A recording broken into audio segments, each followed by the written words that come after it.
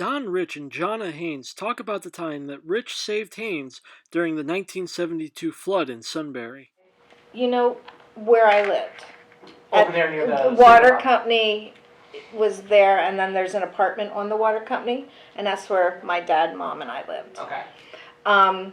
It was raining a lot, and I remember Dad waking up in the middle of the night saying, "Gosh, that was an awful lot of rain in a short amount of time. I need to go up to the plant, the water company, make sure everything was okay." So he went up, and Mom said, "Okay." And it was windy, and it was raining, and then all of a sudden the phone rang, and it was Dad saying that Bob Hepler had come over across the railroad tracks because he lived in the Sun Valley area, the Hamilton area there, to help Dad, and he was going to send him down with a tractor to get Mom and I out of the house because at this point the water this high. That's it. Is that from the table to your finger? From the ground. From ground to... From the ground. If this is the ground, that's how high the water was. It was just at my ankles. And then the tractor came down, and Mom said, "You go first. I'll go second." I said, "Okay." So went down to the tractor. Swift. It was swift. I'm a good swimmer. I was back then, too, even as a child. But there was so much rapid with it, you couldn't even stand. It was hard to stand. Plus, it was very windy. And then my dad said, and I don't know if you remember this, but my dad said that at that point in time, one of the reservoirs broke free. Yeah. And that's when the water came rushing. And then we got separated at that point in time because, again, everything was so rapid. And then I was underwater.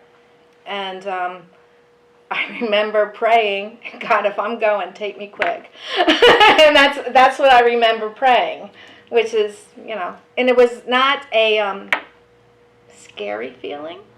It was a calm feeling. Okay. I was very calm. I'm just like, if this is going to happen, just do it quick. And then the next thing I knew, I was over at Kamsler's where they resided at the time. Is that a last name?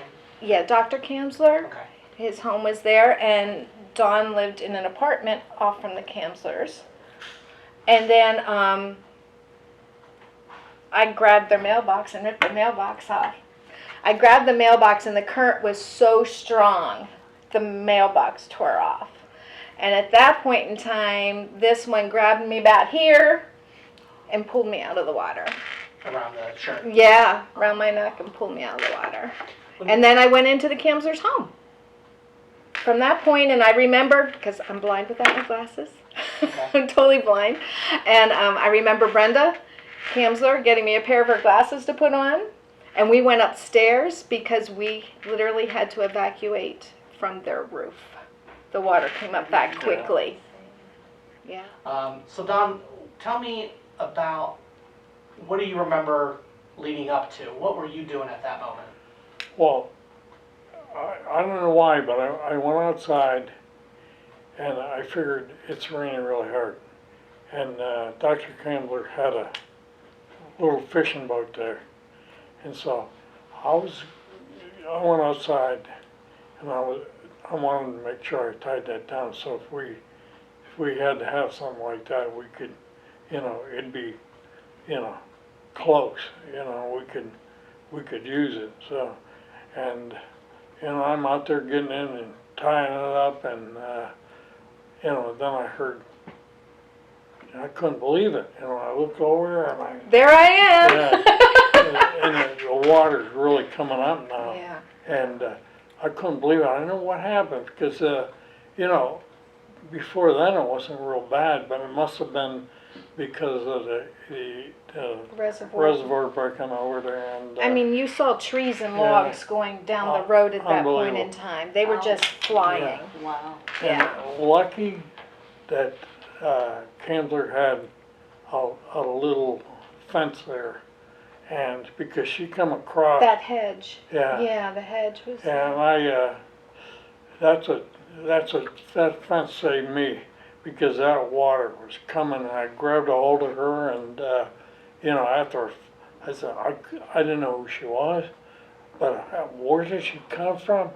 And it was weird. It was really weird, and that water really come up. So I grabbed a hold of her and got her alongside that, that fence there, and got up to, where it wasn't very swift anymore and stuff like that. And I took her in the house, and they took care of her.